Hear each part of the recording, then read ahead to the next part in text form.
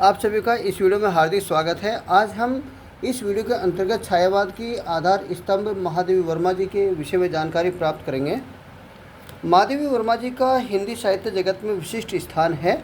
वे एक महान कवयित्री और गद्यकार थी। गद्य एवं पद्य विधाओं में उनका समान अधिकार था।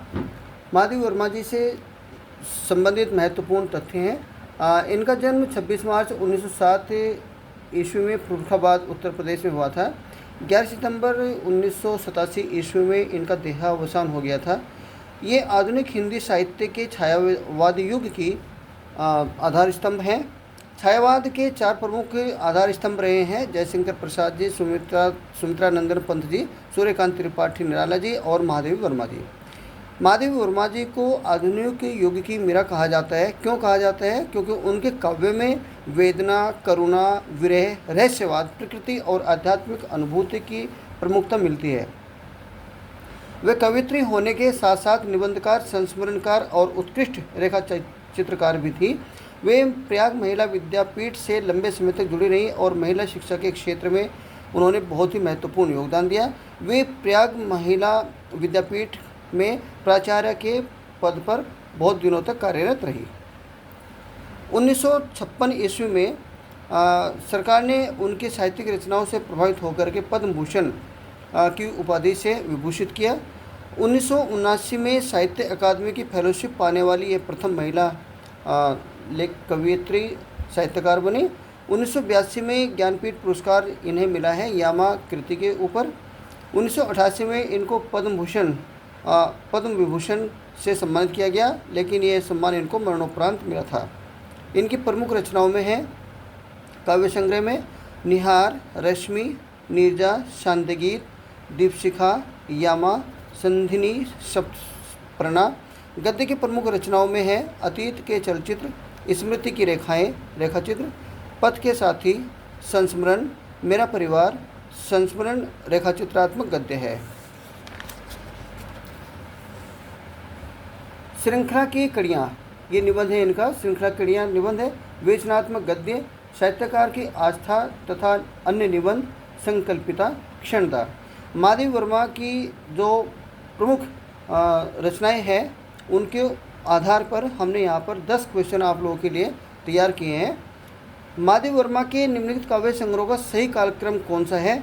तो इसमें जो सही कालक्रम है रश्मि, निहार, नीरजा, सांध्यगीत। ये निहार, रश्मि, नीरजा, सांध्यगीत। तो इसमें से जो इनका समुच्चय दिया गया है, इनमें से जो दूसरा है वो विकल्प सही है। तो सबसे पहले निहार की रचना इन्होंने की, फिर रश्मि, फिर नीरजा, फिर सांध्यगीत।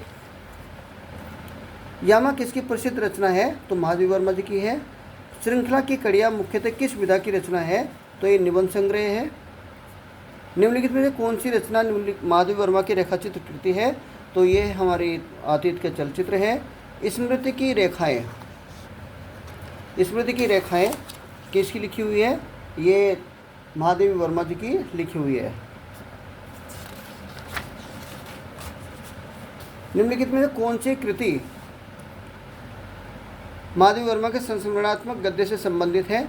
तो पथ के साथी ये संस्मरण है, इनका बहुत ही प्रसिद्ध संस्मरण है। मेरा परिवार में मुख्यतः किस प्रकार के पात्रों, जीवों के माध्यम से महादेवी वर्मा ने संवेदना व्यक्त की है? तो पशु पक्षियों के माध्यम से इन्होंने संवेदना व्यक्त की है। निम्नलिखित में कौन सा काव्य संग्रह महादेवी वर्मा का नहीं है? तो देखिए, दीपशिखा इनकी रचना है, नीरजा है, सांध्यगीत है, लेकिन गुंजन नहीं है। तो यह गुंजन नहीं है। निम्नलिखित में से कौन सा युग्म सही सुमेलित है? तो नीरजा जो कि महादेवी वर्मा की है, बाकी कामायनी जयशंकर प्रसाद जी की है। तो ये नीरजा यहाँ पर सही है। निम्नलिखित में से महादेवी वर्मा की रचनाओं का सही समूह कौन सा है? तो निहार, नीरजा, दीपशिखा, यामा। तो इसमें कामायनी, आंसू, लहर, झरना, पल्लव, गुंजन, ग्राम्या, लोकायतन, कुरुक्षेत्र, उर्वशी, रश्मिरथी, हुंकार। तो इसमें देख रहे कि इसमें पहले दूसरे, तीसरे में और चौथे में ये अलग अलग है। कुरुक्षेत्र अलग है, पल्लव अलग है, कामायनी अलग है। तो ये सारी महादेवी जी की है। तो इसका विकल्प ए सही है। महादेवी वर्मा की प्रमुख काव्य कृतियाँ जो हैं उनको संक्षेप में देख लेते हैं। निहार, रश्मि, नीरजा, सांध्यगीत, दीपशिखा, यामा। और प्रमुख गद्य जो कृतियाँ हैं वो अतीत के चलचित्र, स्मृति की रेखाएं, पथ के साथी, मेरा परिवार, श्रृंखला की कड़ियाँ। तो इसमें ध्यान देने की बात है कि महादेवी वर्मा छायावाद युग की आधार स्तंभ है और ये आधुनिक युग की मीरा कही जाती हैं। यामा कृति पर इनको ज्ञानपीठ पुरस्कार मिला था। उम्मीद है ये वीडियो आप सभी के लिए विशेष उपयोगी सिद्ध होगी। मिलते हैं अगली वीडियो में, तब तक के लिए आप सभी को मेरा हार्दिक नमन। लेकिन मेरा एक अनुरोध कि आप कृपया इस पर लाइक, कमेंट और सब्सक्राइब अवश्य कीजिएगा। अब तक मेरे 65 सब्सक्राइबर हो गए हैं। मेरे 65 सब्सक्राइबर्स का परिवार, उनका सहयोग, आशीर्वाद मेरे साथ चल रहा है। धन्यवाद, नमस्कार।